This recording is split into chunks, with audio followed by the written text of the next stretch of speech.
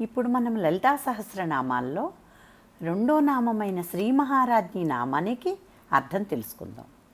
మొదటి నామం సృష్టికి సంబంధించినది, ఈ రెండవ నామం పోషణకు సంబంధించినది, మూడవదైన శ్రీమత్ సింహాసనేశ్వరి లయ సూచకం. పోషణ చేసేవారిని ప్రభువు అంటారు. రాజు భార్యను రాజ్ఞి అని వ్యవహరిస్తూ ఉంటాం. తనంత తాను పోషణ చేసే శక్తి సామర్థ్యాలు కలది కనుకనే మహారాజ్ఞి అయ్యింది. ఆ మహత్ అనే విశేషణం చేత ప్రపంచంలోని 84 లక్షల జీవరాశులను పోషింపగల అనన్య శక్తి కలది అనే అర్థం స్ఫురిస్తోంది. ఈ సకల జీవరాశులను పోషించడంలో ఎవరికి ఎలాంటి ఆహారం అవసరమో, ఎంత అవసరమో, ఎప్పుడు అవసరమో వారి వారి స్థితిని అనుసరించి పోషించగల ప్రభావం ఈ జగన్మాతకే ఉంది. ఈ 84 లక్షల జీవరాశులలో మానవ జన్మ ఉత్తమమైనది. మనుష్యత్వం ముముక్షుత్వం మహాపురుష సంశ్రయ దుర్లభం త్రయమేవైతత్ దైవానుగ్రహ హేతుకం.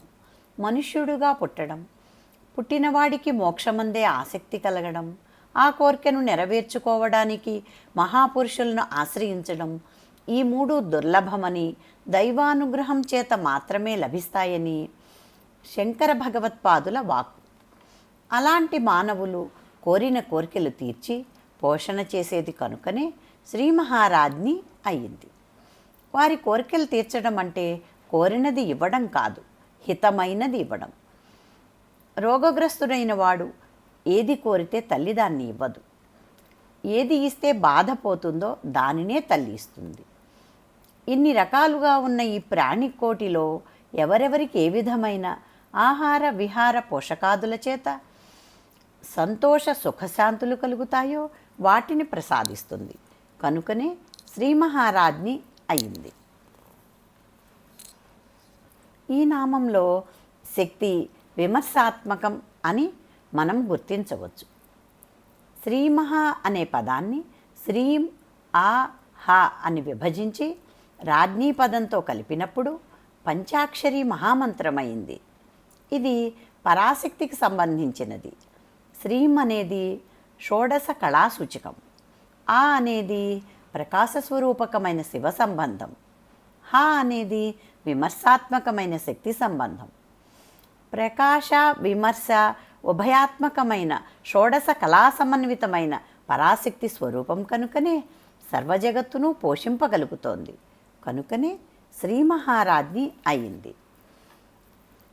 ఈ విశ్వమంతా విగ్రహ స్వరూపమై లలితాదేవిగా వ్యక్తమవుతోందని భావనోపనిషత్తులో చెప్పబడింది.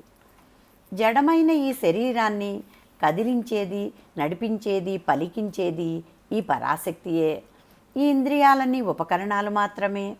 కలం చేతపట్టి వ్రాసేటప్పుడు ఆ వ్రాతలోని గొప్పతనం వ్రాసేవానిది, వాని చేతిలోని కలంలోనిది కాదు. అమ్మ సన్నిధిలో మనమంతా ఉపకరణాలమే. ఆమె సంకల్ప బలం చేత మనం రకరకాల విధులను నిర్వర్తిస్తూ ఉంటాం. ఆమె ఆజ్ఞ లేనిదే గడ్డి పరక కూడా కదలలేదు. శంకరులు సౌందర్యలహరి ప్రారంభంలోనే శివశక్త్యా యుక్తో యది భవతి శక్తః ప్రభవితుం నచేదేవం దేవో నఖలు కుశలః స్పందితుమపి అతస్త్వామారాధ్యాం హరిహర విరించాదిభిరపి ప్రణంతుం స్తోతుం వా కథమకృత పుణ్యః ప్రభవతి అన్నారు. శక్తి లేనిదే శివుడు కూడా చెలింపజాలడు. త్రిమూర్తులు ఆ పరాశక్తిని ప్రార్థించడం శక్తి సంపాదన కొరకే. అలాంటి శక్తి రూపంలో సర్వజీవులను సర్వకాలములలోనూ పోషణ చేసే సామర్థ్యం కలది కనుకనే శ్రీ మహారాజ్ఞి అయింది. ఓం శ్రీమాత్రే నమః.